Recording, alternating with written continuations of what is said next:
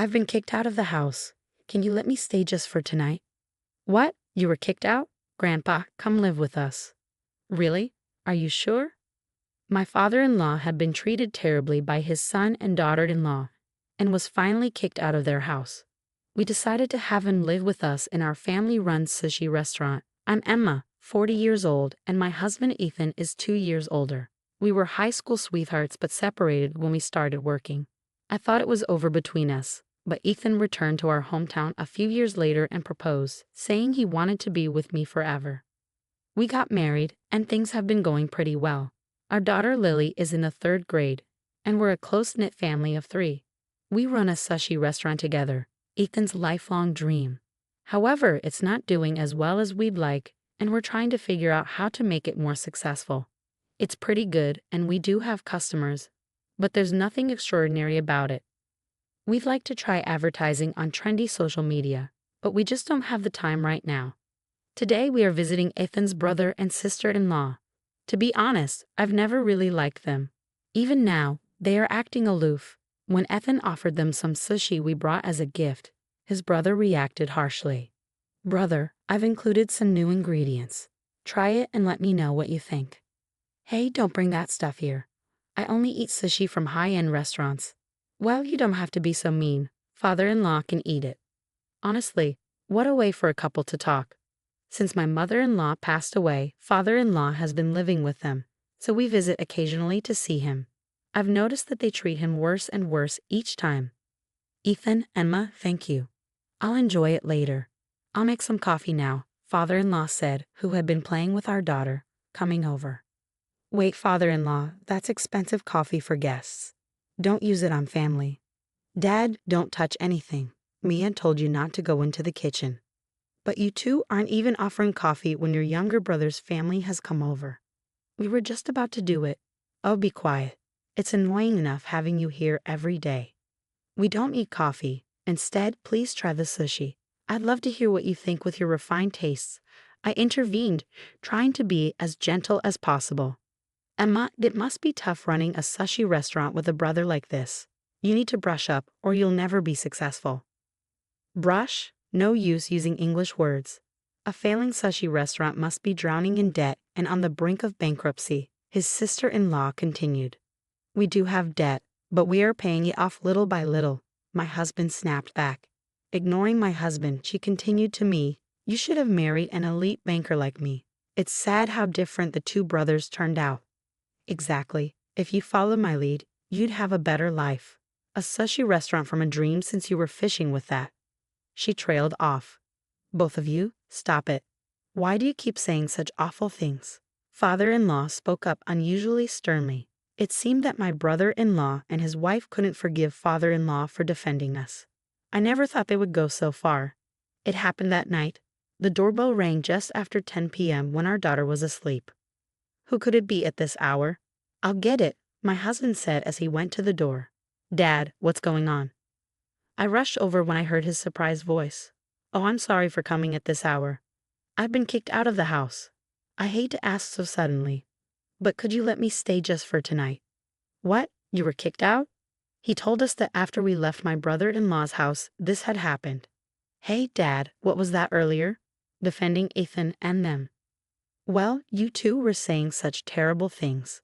You know we are only taking care of you because we have to, right? It's a nuisance. We've been looking after you because you helped with the down payment for this condo. But isn't it enough? Yeah, we've let you live comfortably. You two felt that way. I offered to cook and clean, but you told me not to do anything. But we don't want you touching the kitchen or anything. Let's just call it quits, shall we? Why don't you go live with your beloved younger son? Yeah. We were outraged when we heard this. What? Is that unbelievable? I've been concerned about my brother and sister-in-law's attitude, but this is the worst. I felt the same way. I can't forgive them anymore. Anyway, it's late, and we have to get up early tomorrow, so let's go to bed. Father-in-law, please warm up in the shower. I'll prepare the bed in the meantime. Thank you, Emma. I'm sorry. The next morning, our daughter was surprised to see her grandfather. Grandpa, what are you doing here? Good morning, Lily. Sorry for coming so suddenly. Why, I'm happy. Let's play when I get back from school. She's been fond of her grandfather since she was a baby, and they've always been close. Mom, did something happen to Grandpa at that house? Oh well, a little. A 9-year-old girl is sharp and understands many things. He's always bullied at that house, and it's sad. Can't he live with us? What? Grandpa, come live with us. That night, our family unanimously decided to have father-in-law live with us. We had been worried about my brother-in-law and his wife looking down on father-in-law. But we couldn't forgive such terrible treatment. We had considered living with father-in-law before, but were concerned about what the family would say and couldn't bring it up. However, my husband was delighted and thanked me. We were most concerned about what our daughter would think, but she was the one who brought it up. So we were surprised. With that settled, it was time to act. My husband called his brother to report, but instead of apologizing, both my brother-in-law and his wife were thrilled. And so father-in-law became a member of our family. A few days later, father-in-law said he wanted to work at the sushi restaurant. It could be in lieu of rent. Don't worry about that. I've always loved cooking, and I actually worked at a sushi restaurant when I was young. Really? Before Ethan was born. And so father-in-law began to help out in the back of the sushi restaurant. Ethan, can I talk to you for a second? I think this fish might be better if we use kombucha. Huh? Which one? Also, could you listen to me for a moment? There are a few things I'm concerned about. Perhaps because they were father and son, father-in-law was sharing his thoughts with my husband one after another. His advice seemed spot on, and my husband agreed to change the preparation method for some of the sushi. Gradually, the number of customers began to increase. Online reviews increased, the taste improved, and the restaurant looked cleaner, receiving high praise. Sales also steadily grew. Thanks to father-in-law, our sushi restaurant was able to change for the better. Father-in-law wasn't always at the restaurant, so I felt relieved that my daughter's time alone decreased, and the two seemed to enjoy eating and reading together. But about 6 months later, an incident occurred. My brother-in-law and his wife barged in. Dad! Noah and Mia too. What's going on? We have come to take Dad back. We were so surprised when you really left, even though we were just joking. Yeah, so let's go back quickly. What? What are this couple talking about? My husband and I exchanged glances. Noah, a joke? Besides, I'm working at this sushi restaurant, so I can't go back there. That's it. Sales have increased since Dad came here. Now it's a popular restaurant that has a talent for management. Management talent? That's not it. So I'm thinking of starting a sushi restaurant too. I've quit the bank, and the store will open next week. Come back and help me. Wait a minute. You kicked father-in-law out and never contacted him. And now you want him back. That's too convenient. Yeah, brother, don't be selfish. What? You're going against me? I can pull strings to make sure this small shop doesn't get a loan from the bank. What? Is that a threat? Anyway, I could have managed better from the start. You might be doing well now, but you'll probably go downhill soon. What did you say? Calm down, Emma. Father-in-law admonished me when I raised my voice. All right, I'll go back, he said.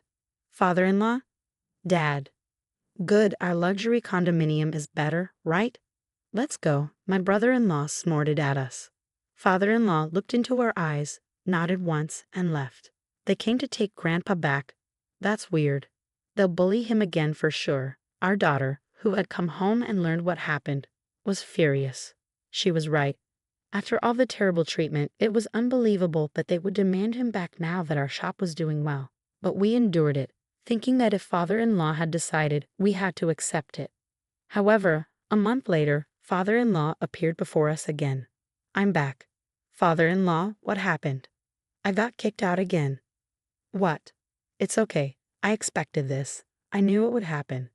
My husband and I listened to father-in-law's story about what he had been doing at my brother-in-law's place.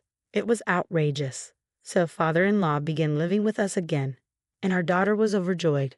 Of course, he also returned to work at the sushi restaurant. Even after father-in-law left, we faithfully practiced his teachings, and sales didn't drop, but it was undoubtedly tough with fewer hands. However, we managed to run the shop efficiently again, and thanks to father-in-law, we could procure fresh and rare fish, and the number of customers kept increasing. Then my brother-in-law and his wife, who had heard about our success, barged in again. They had always manipulated father-in-law for their convenience and looked down on people. I couldn't forgive them anymore. What's going on here? No, what's the matter? What do you mean, what's the matter? Our shop's customers are decreasing while there's a line here. That's because Ethan's sushi is delicious and Emma's service is good, isn't it? We're making it just as you taught us in our shop. Did you teach us a fake recipe? I didn't teach you anything fake. Then why is there such a difference? First of all, who's making the sushi? A friend I hired. We plan to succeed in a high-end sushi restaurant together. You're not telling me that person is an amateur, are you? No way, he has a chef's license. Where did he train, and for how many years? Huh? Training? Are you underestimating sushi chefs? Just having a chef's license doesn't mean you can serve sushi to others. But with that recipe, even this guy wasn't doing well until he was taught by Dad. And then he prospered. What are you talking about, brother? I trained for years to open a sushi restaurant. Even I had to study, prepare, and redo things after opening. I couldn't just serve new sushi right away. Also, you're advertising your shop as a high-end restaurant, right? I saw your website. Even if you could serve the same taste and sushi as us, no one would come if you charged double the price. Why? Even if they come once, if it's expensive and tastes amateur, they won't come again. Isn't that obvious? Hey, don't act so high and mighty.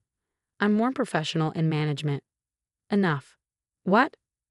Father-in-law shouted, you may have worked in a bank and know about management, but that's not enough to run a restaurant.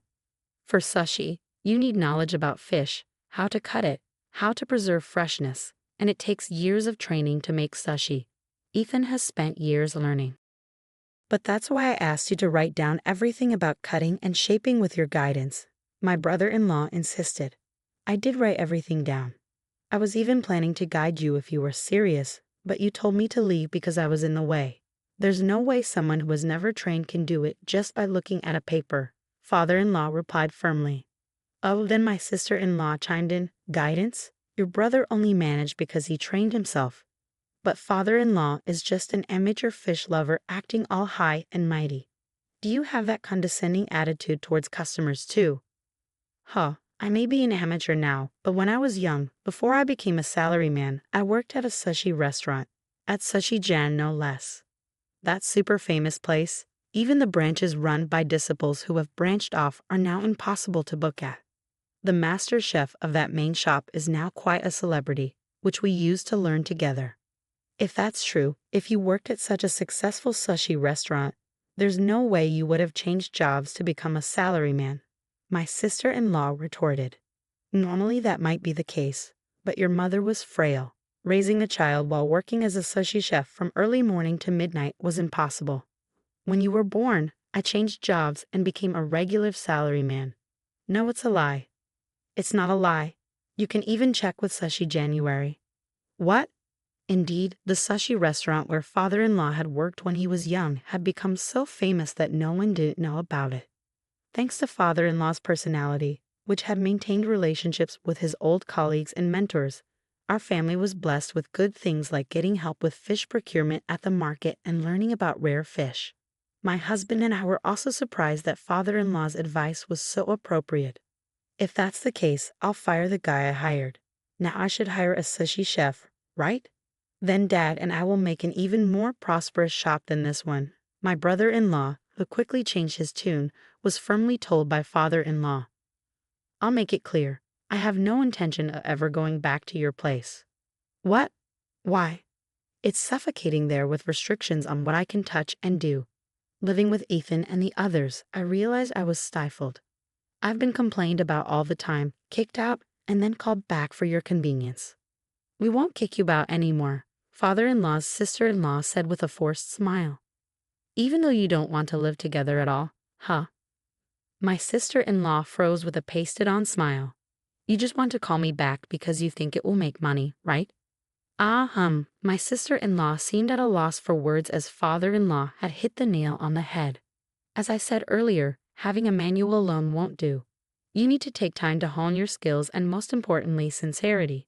You two are utterly lacking in that. But Dad, I apologize for everything so far. My brother-in-law tried to cozy up to father-in-law, trying to smooth things over with mere words. They were indeed a like-minded couple. Brother, it's time to start preparing for the evening business, so please leave. Please take your leave, my husband and I said in succession. You bastards, getting all cocky. I was an elite banker. I'll make sure you don't get any loans from now on. At that moment, the shop's door opened with a clatter. I'm home. Welcome back. Wait, Lily. I was surprised to see my daughter, who usually comes home through the back to our house, appear at the shop's entrance. Was that a threat just now? My daughter looked straight at my brother-in-law and his wife.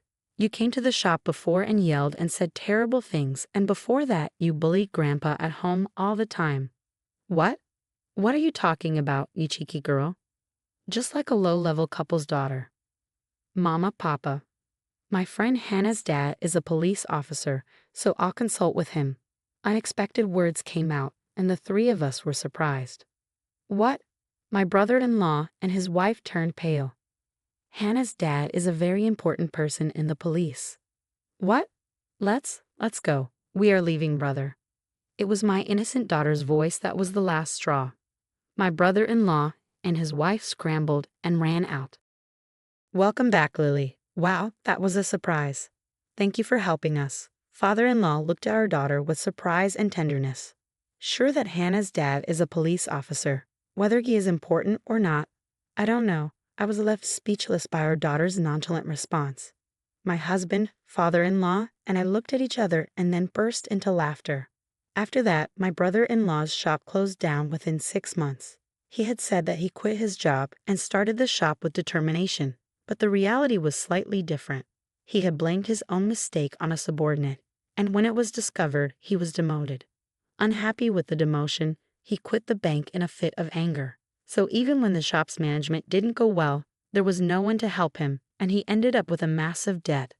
With that piling up, there was no way that couple could succeed, and they are now embroiled in a messy divorce drama. My brother-in-law seems to be job hunting, but given the way he quit, re-employment in the financial industry is tough. He has no goodwill, so there is no one to help him. On the other hand, our sushi shop has been thriving with a steady increase in customers, and we've paid off all the remaining debt. We've been featured in town magazines and on TV, and more people are sharing about us on social media, so we are busy every day. Of course, father-in-law is also helping out in the shop.